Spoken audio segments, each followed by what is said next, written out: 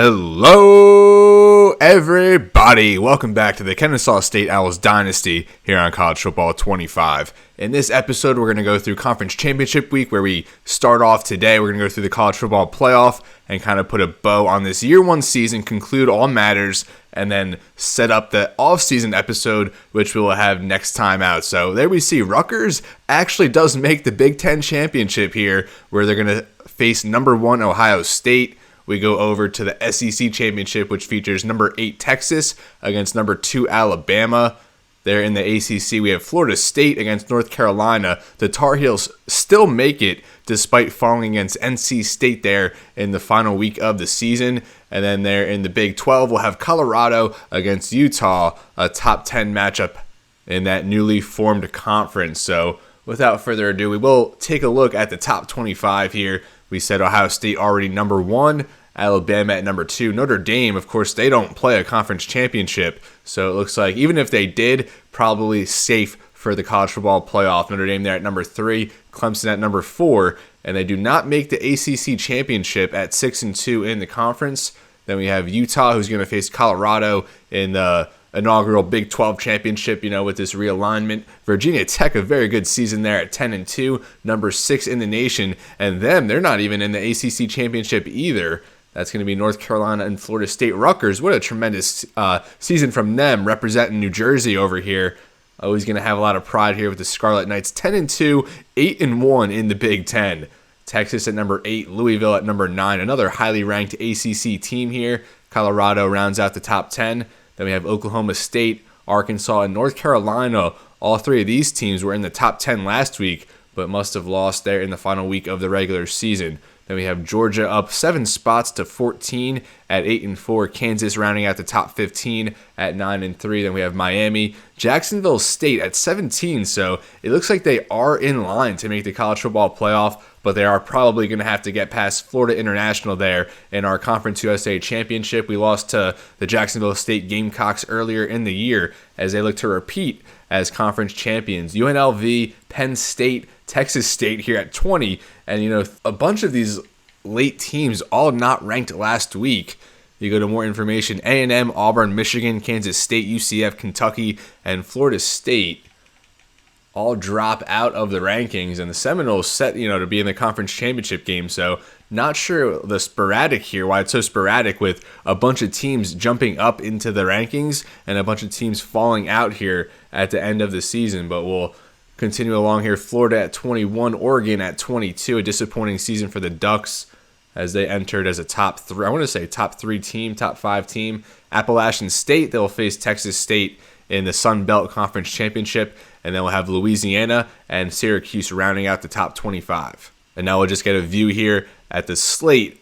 We have a Friday matchup that's going to be the Conference USA Championship. And then Saturday, a bunch of games. We're going to finish it out here. Colorado, Utah, a chance, for the college football playoff on the line in that one. Ball State, Northern Illinois, and the MAC. Appalachian State and Texas State there for the Sun Belt, both in the rankings right now. AAC, we have East Carolina and UAB in the Mountain West. A ranked UNLV team against Fresno State. The SEC Championship, Texas versus Alabama. ACC, Florida State, North Carolina, and the Big Ten, 2 top 10 teams here in Ohio State and Rutgers. And this is what the bracket would look like if the season ended today. But as I said, or as it's stated, we have the Conference Championship week still to get through, and most of these teams are going to be in action. So if all these teams win out, Alabama, Utah, Ohio State, North Carolina, if they win their respective conference championships, they'll probably, more than likely remain there in the top 4 with a bye in the first round. Then Jacksonville State against Notre Dame, Texas Rutgers, Colorado Clemson, and Louisville Virginia Tech. That'd be an ACC matchup there in the first round. But we're going to sim through Conference Championship week and see how it goes. I really wish that we could have access to the recruiting board. I didn't realize that I skipped 1 week too many. I thought we would still at least have access to the recruiting board, even though we wouldn't be able to pour points in. I thought we'd at least get one last look until we make it to the offseason. So we do level up now. Level 7 head coach will have, I think, 20 points to spend, if not more. And there we see a lot of players at risk of transferring there. We see Adam Watkins, Tylon Dunlap, 2 stars on the D-line. Byron Hobson there, a starting linebacker in our 4-2-5. Jericho Washington, our standout freshman corner. I hope that they kind of have a change of heart, but it looks like at the very least we might be losing 2 starters on defense. We'll go over to recruiting update. And 2 of our top options, this is a stunner actually. So going back to last week, we missed out on a running back recruit. He went to Troy, so Sean Bouye was our last guy on the board, and we're kind of desperate for a running back in this class. We only have 4 signings entering the offseason, which I would say is certainly a cause for concern, especially when Sean Bouye and now Emmanuel Exum going to Wake Forest. Those were 2 guys we were highly going after. We had them highly coveted, and Exum, even a Kennesaw, Georgia native, he's going to go out of state and play in the ACC for the Demon Deacons. So I was talking about the recruiting board, and we're not even going to be able to get a look. And there we have the Heisman Trophy winner, Will Howard of Ohio State, 42 touchdowns, just 4 interceptions, over 3,600 passing yards, as he's another Heisman Trophy winner in that program's storied history. And we'll now go over to the scores, and we'll see who won these conference championships. So Jacksonville State falls to Florida International, and the Gamecocks, I'm assuming that's going to knock them out of the college football playoff. That is wild. We almost had a CUSA representative, but the Gamecocks fall. Now here in the Big 12, the Colorado Buffalo take down Utah by 3 points, and still Colorado ranked under Utah, even though they beat them. I mean, you have an 11-2 school against a 10-3 school, but they won the head-to-head, and they're a conference champion. So I don't really know about that. In the MAC, Ball State will take it this year. In the Sun Belt, Appalachian State takes down Texas State. In the AAC, East Carolina takes that one. Mountain West, Fresno State drops 53 on UNLV in a 2-point game. This had to go to overtime, as it did. A 24-point fourth quarter from UNLV to tie it and force overtime. What a wild game there for the Mountain West Championship in the SEC. Alabama takes down Texas by 2 scores in the ACC. Florida State at 8-5 going to win the ACC championship. So with that, I mean, they have to make the college football playoff, right? It goes to the conference champions. So I wonder if North Carolina sneaks in. Probably not, as they lose 2 of their last 3 games to end the season. And then in the Big Ten, Ohio State edges out Rutgers. So we have some job offers. I'm assuming just coordinator roles. Actually, Marshall's offering us the head coaching job, which I'm very surprised to see, but we are not going to go for that. I wish, the format here was kind of like the coaching carousel in NCAA 14. So here's some top stories. So in the football playoff, it's going to be East Carolina against Notre Dame, Rutgers against Virginia Tech, East Coast battle, and then Texas Clemson. And we see an All-American receiver. We will check out the All-Americans here soon. Okay, so we have early National Signing Day, and there we see we had Emil Uhas. I'm going to say his name is. We were kind of late on his recruitment, but I'm not too surprised he signed with Troy, but I'm really shocked at Sean Bouye. You see we even fell as he had that Week 16 visit in there in East Carolina. He's going to stay there in South Carolina, play for the Pirates, and we were number 1 on him pretty much the entire season, but East Carolina swoops in there at the final stage to snag him. So all our running back recruits, we had one earlier in the year, Gilbert Gatto, committed elsewhere. We see Exum here. We'll just go on and remove him from the board. And then we had another one I wanted to talk about down here. And that's Melvin Lane, another back I thought we might be able to get, and he goes elsewhere to Appalachian State following there. Gordon Fleming, another guy I thought we were going to be able to sign, but it just did not work out. So we're going to go ahead and remove these guys from the board. And first we'll highlight, so Devon Stanzi was the first ever commit. We'll always remember him for that. A scrambler athlete, and he's going to be a quarterback. He has that gem, which we love to see. Only 85 throw power, so a little bit limited with his arm strength, but you love the speed, the acceleration, very good break sack, which is very important with our stage in this rebuild right now. Good throw on the run, good medium and short accuracy. The throw under pressure, not too bad. He has some traits and abilities, and I think Stanzi's going to progress into a nice player for us, if not in year 1, down the line, and maybe year 2 or year 3 of his career. We got this guy last episode after the game, Tyler Anger, another athlete, but this guy's 6'5", 262 power rusher, so he's going to play D-end, a gem prospect, And look at this profile, 89 strength, 83 speed. So he could even play a little bit on the interior if we need him to, kick inside and sub packages. And you like that 79 pursuit, 68 power move. So probably going to have to develop a little bit as a pass rusher, but a very good athletic profile to work off of.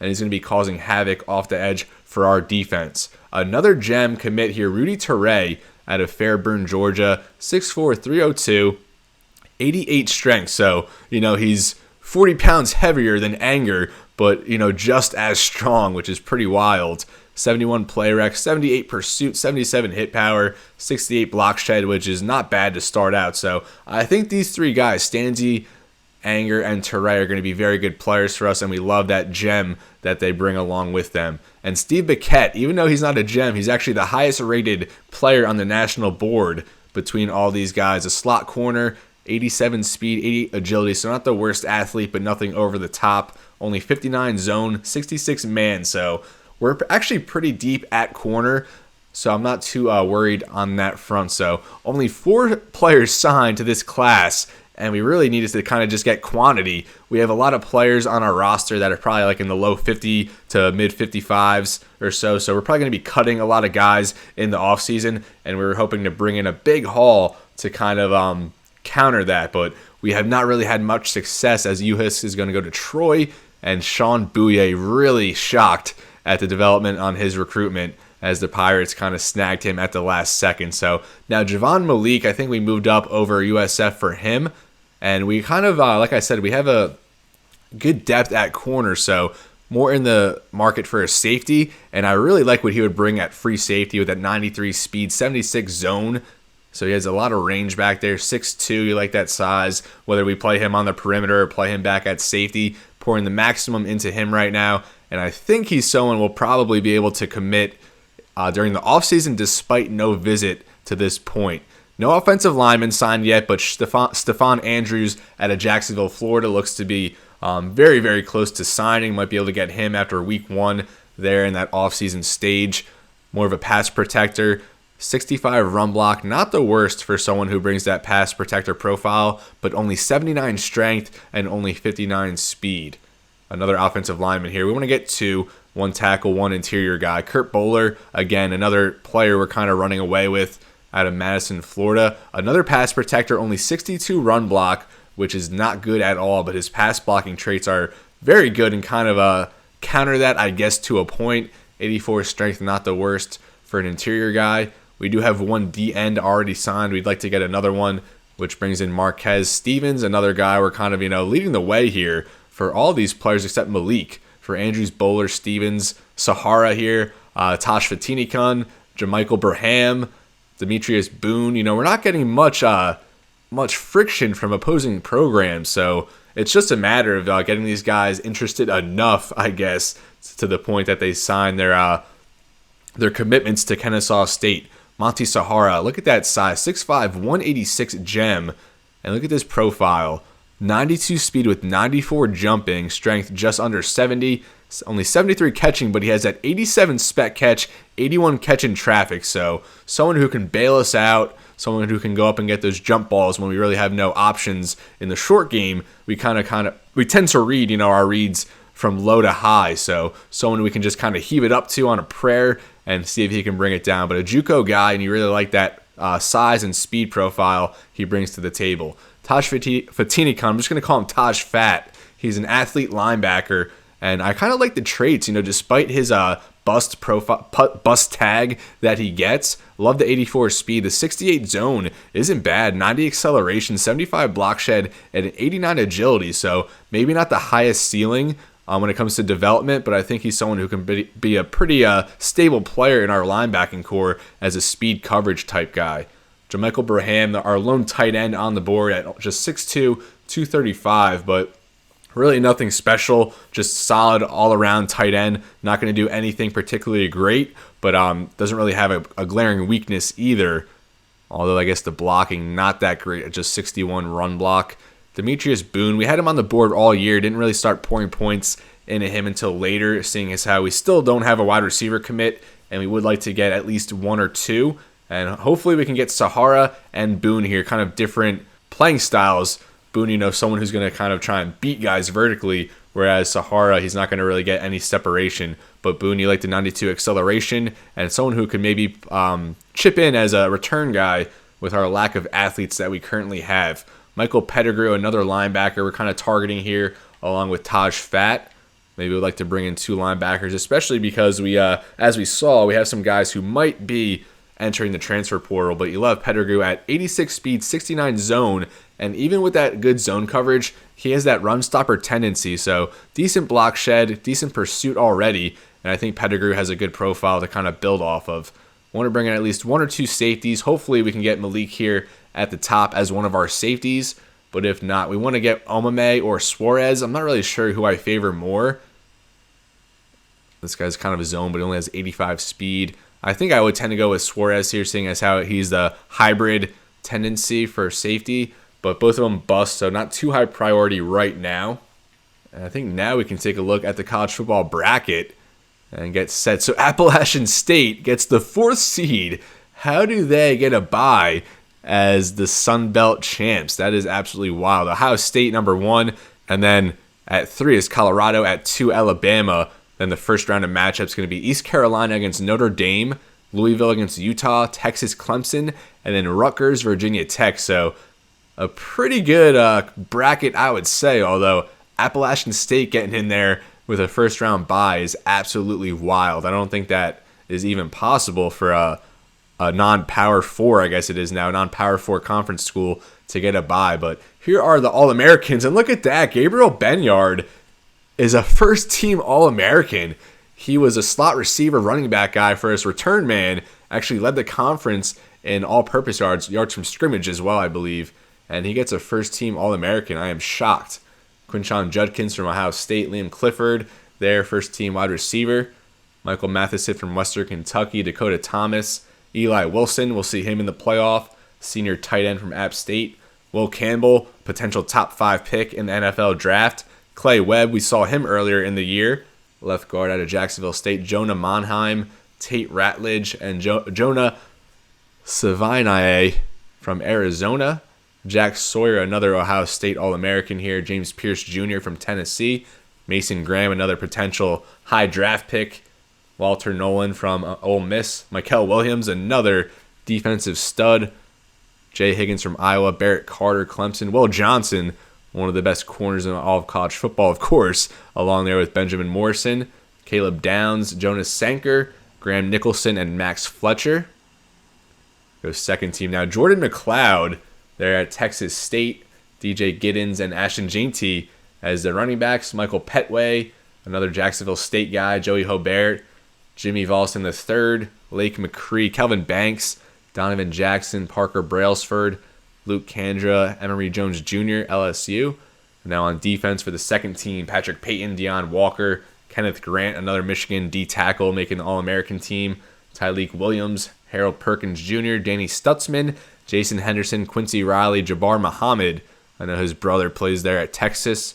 Well, Malachi Starks, another very good defensive. I mean, all these guys very good defensive players, but some are just going to go higher than others in the NFL draft. Kevin Winston Jr., Noah Burnett, Tommy Doman. Now what about the freshman team? The Norris Sellers, who actually finished as a Heisman finalist. Elijah Davis out of Louisiana, Richard Young, Alabama, Jeremiah Smith, I think he was a 5-star recruit, Micah Hudson, Kyle Thomas, Jamari Johnson, and Monroe Mills, so 2 Louisville guys here.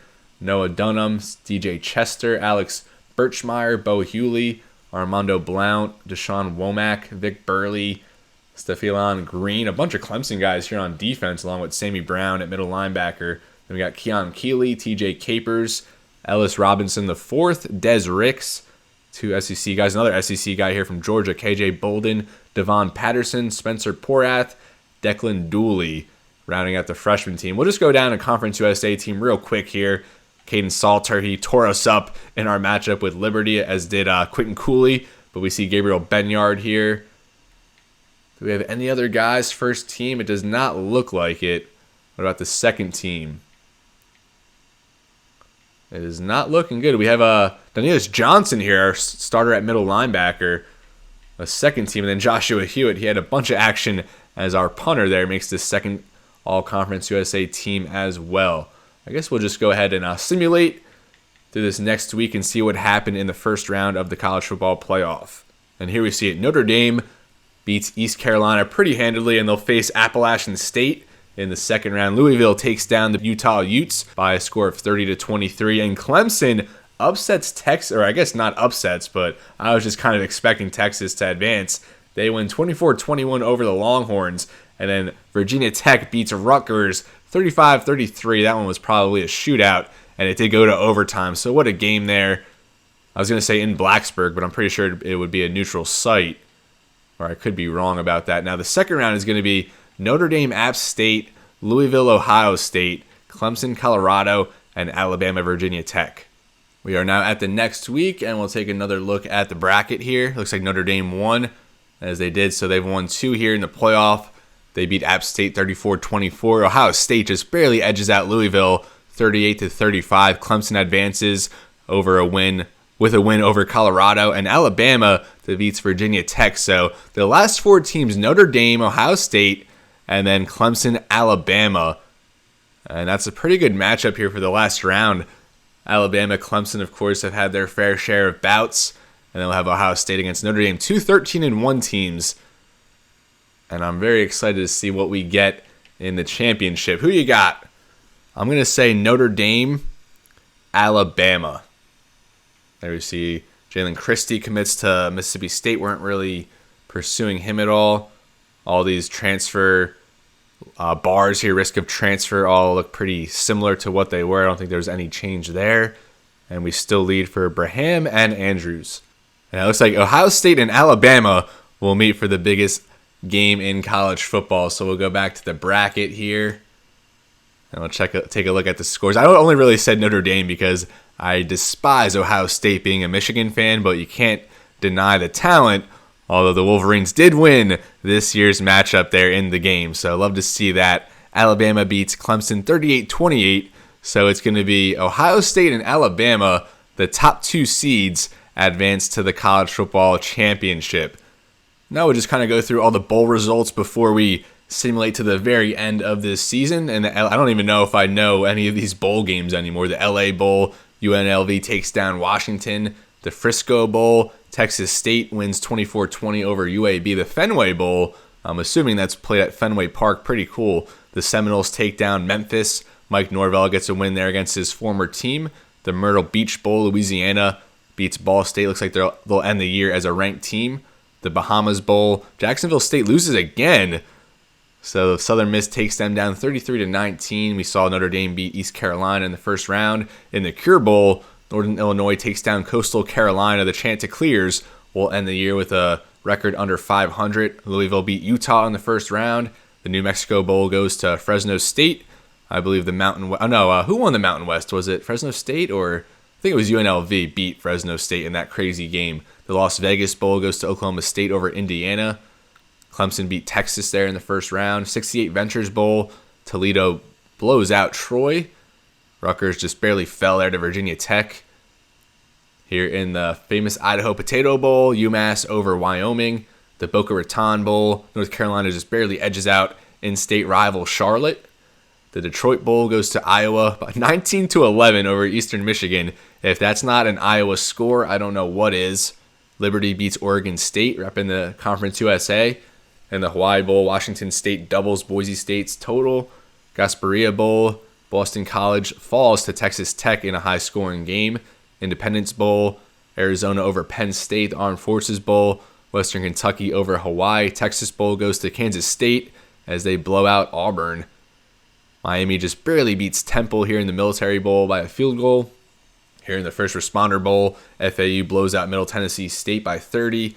The Liberty Bowl goes to UCF over Tulane. Birmingham Bowl, we get NC State over Oklahoma. The Sooners finish under 500. In the Holiday Bowl, Wake Forest takes down Purdue. Guaranteed Rate Bowl, Cincinnati over Colorado State. And in the Camellia Bowl, South Carolina over Tennessee. 2 SEC teams in that bowl game. Then we do have some more here. The Peach Bowl, which of course was in the college football playoff, Notre Dame over App State. The Rose Bowl goes to Ohio State over Louisville. The Sugar Bowl to Clemson. Fiesta Bowl, goes to Alabama, and they're set, of course, for a college football championship appearance. The Pop-Tarts Bowl to Syracuse. Arizona State going to finish under 500. The Alamo Bowl goes to Oregon, as they're going to be trying to come back strong and get into the playoff next year. Stanford wins the Duke's Mayo Bowl. The Sun Bowl goes to Akron. Music City Bowl to Arkansas over USC. The Arizona Bowl to Kentucky as another SEC matchup here in bowl weeks. Michigan wins the Reliquist Bowl over Florida. The Citrus Bowl to Texas A&M. The Gator Bowl goes to SMU as they upset Georgia. The Bulldogs a very bad season by their standards. And then we see the Orange Bowl, Alabama over Clemson, and the Cotton Bowl, Ohio State over Notre Dame. And here is the national championship. Do not want to force a win. I was trying to get a game preview. Each team 14-1. Ohio State against Alabama. So we'll go ahead and simulate the national championship here in year one. Monty Sahara still has us number 1. Our pro potential goes down to a D+. You don't like to see that. So we are here at end of season as Ohio State 42-31. Emeka Egbuka's 141-yard, 2-touchdown performance. Looks like he might have been the game MVP. Sonny Styles with 6 tackles. Jeremiah Smith finishes the year with over 1,000 yards, 19 touchdowns as a true freshman. Just absurd numbers from him. Also in this game, there's Egbuka again. 141 receiving yards, 2 touchdowns, 6 catches. What a game. So Ohio State is going to win the year one national championship with a win over Alabama. And we'll just kind of scroll down here. The final top 25 as Rutgers finishes in the top 10. You love to see it. Texas State, Appalachian State, Louisiana at 16, 17, 18. UNLV at 20, Georgia, East Carolina, Syracuse, Florida, and Massachusetts going to round it out at 25. So pretty much covered everything I wanted to. I guess we can go to award winners as well. Will Howard, the player of the year, wins the Heisman Trophy over Jalen Milroe, Cade Klubnik, Shedeur Sanders, Cameron Rising. Head coach of the year, Brian Burnside. Love the fake names here. Top quarterback, Will Howard. Best defensive player, also a Ohio State Buckeye, Jack Sawyer. Best DB goes to Davison Igbinosun from Ohio State. The top 3 guys here from Ohio State, Caleb Downs, Lathan Ransom. Best running back goes to Judkins. So Ohio State really coming away with a lot of hardware here this season. The best receiver goes to Dakota Thomas. Lombardi Award to Jack Sawyer. Unitas Golden Arm Award, of course, Will Howard. Best DN, Jack Sawyer. Best interior lineman, Clay Webb, representing the Conference USA, although he transferred from an SEC school, I believe. Best tight end goes to G. Scott Jr., Ohio State. Another Ohio State guy, Andy Pock here, wins the top coordinator of the year. Best linebacker goes to Jack Kaiser from Notre Dame. Best center to Jonah Monheim, I believe a first-team All-American as well. The Groza Award, Graham Nicholson. The best punter, Jeremy Crawshaw from Florida. And best returner goes to Isaiah Sategna from Arkansas. And before we close here, I just want to kind of go through stats to end the year. So Davis Bryson really took pretty much every snap under center. We had Bohannon mixed in there a little bit in the early parts of the year in blowouts, but kind of just stuck with Bryson from there on out. So 2,132 yards, completed just 52%, but that went up a lot as we went on through the season, although last game, I think he completed less than 50%, but 16 touchdown passes to 7 interceptions, only threw 8 all season, and I'm quite happy with that. It's very hard to, practice good ball security when it comes to throwing. Sacked 27 times, Bryson was 2 times, was Bohannon. Going over to rushing, and Michael Benefield, the senior back, actually going to end as our leader in rushing with 731 yards. Gabriel Benyard, the first-team All-American, 679. 4 touchdowns, only 1 for Benefield. I find that hard to believe. 5 for Davis Bryson, 2 of which came in our last game. And then DJ Scott, a freshman running back, going to kind of inherit Michael Benefield's role on the offense next year as just a freshman back this year. Very good power guy. He had 3 touchdowns on just 24 carries. Receiving, Benyard had 778 on 52 catches, averaged 15 per, with 9 touchdown catches. And it wasn't even close after that. More than double the next guy up, which was Blake Bohannon, his brother, of course, a quarterback on this team. 367, had, I think, over 100 last game He had like 250-plus yard receptions, only 2 catches, but they were both big ones. He's going to end with 16.7 yards per catch, just 1 touchdown. Carson Kent dropped the 2-point conversion, which would have won the game last week. He ends with 1 touchdown, 351 yards on 33 catches. Going to be a very big piece in the offense for his junior and senior seasons. Tykeem Wallace will have for 1 more year. Very good kind of spark plug type guy. Just use him anywhere with his speed and hope he can make a play. 11.4 per catch, just under 300 on the year, but he did have 3 touchdown catches. Just he and Benyard, the only 2 receivers with multiple touchdown catches. Christian Moss, our top guy, finishes with just 173 yards, so we really have to figure out a way to get him more involved next season. Preston Daniels, Connor Feiner, 2 upperclassmen. Benefield chipped in a little bit as a receiver. Bryce Dobson, I'm really excited about him. Only 2 catches, 1 for a touchdown, but only a freshman. I think he can develop pretty nicely and be a good receiver for us down the line. Offensive line will just sort by snap. So Nate Wright, we had him at left guard, but ultimately moved him to center, and I think he's going to be our starting center for his junior and senior seasons. Only 1 sack allowed. Ethan Newman had him at left guard most of the year, along with JT Pennington at left tackle. Zacchaeus Williams, 4 sacks allowed here, along with Jacob Kettles, who I think we relinquished his starting role to Dodge Soser. Defensively, Denalius Johnson led our team in 77 tackles, 7 for loss, 1.5 sacks, 2 interceptions, and 2 pass deflections en route to a second-team All-American appearance. Sidney Porter, very active in the box as our run support safety, 76 tackles, 12 for loss, second on the team there. Although no interceptions, 73 tackles for Baron Hobson. Isaac Paul had 73, a redshirt freshman, one of the safeties in our 4-2-5. Jam Warren, a bunch of tackles as well, 69 for him. Jericho Washington, our standout corner, just a freshman, 58 tackles, 1 interception. Westmoreland had 49 tackles, 14 tackles for loss, and 7 sacks. Hollum, a lot of tackles there for a corner. Same with Sawyer, who we had primarily in the slot. Adam Watkins at D tackle, 36 tackles. Miles and Dunlap played on the end, 32 and 22 for them respectively. Tackles for loss, Westmoreland 14, Porter 12, Watkins 9. Hopefully he comes back next season. Isaac Paul, Jordan Miles, who got injured, missed the last few games there as our starting DN. 8 tackles for loss, only 2 sacks. Same production there for Tylon Dunlap. Hobson and Johnson, our 2 starting linebackers there in our 4-2-5. Sacks, only Westmoreland had 7. He was the only player on our team with more than 2, as we had Watkins, Miles, Dunlap all tied with 2. 1.5 here for Johnson, Sawyer, and Rux, and then a half sack there for Tamarius Walker. Interceptions, I think we had 8 as a team. Denalius Johnson, the only player with multiple, and then Sawyer, Hobson, Warren, Washington, Hollum, and Benyard each had 1 each. Pass deflections, 4 for Paul, 3 for Washington and Hollum.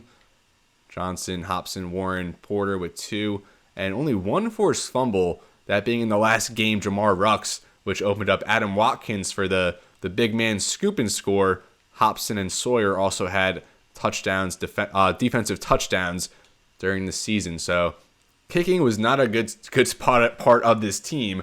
11 out of 18 was Britton Williams, only 61%, but we did not miss an extra point. We hit from 48, 5 for 5, up to 29 yards, 3 for 5 in the 30 to 39 yard range, 3 for 5 with 40 to 49, and then we did not hit beyond 50. Punting, Joshua Hewitt, a second-team Conference USA All-American, 40.9 average, 35.1 net, only 4 inside the 20, 1 touchback along a 50. Certainly have to do better punting next season. Kick returns, nothing crazy. Our longest kick return was 28 yards. And then punt returns, a long of 16, only 15 for 89 was Tykeem Wallace. So that's going to do it here for year 1, folks. I really appreciate all of those who have, either watched this episode, watched previous episodes, stuck around for the entirety. I know I mentioned last episode, we kind of took a little hiatus due to, I had some equipment concerns, or I guess equipment malfunction is a better way to put it, but we are back in action, and expect the offseason episode very, very soon. I'm going to probably get on that tonight maybe, or tomorrow, but anyway, it's gonna be out very soon. We're gonna get the episodes back up and rolling. So this is where I'm gonna leave you, folks. Thank you so much for watching. As I said, we're gonna get the ball back up and rolling and get this Dynasty series kind of on a good pace where we were at before we kind of took that big hiatus. So as always, everybody, it's been real and be well. Thank you so much for watching, and I'll see you next time.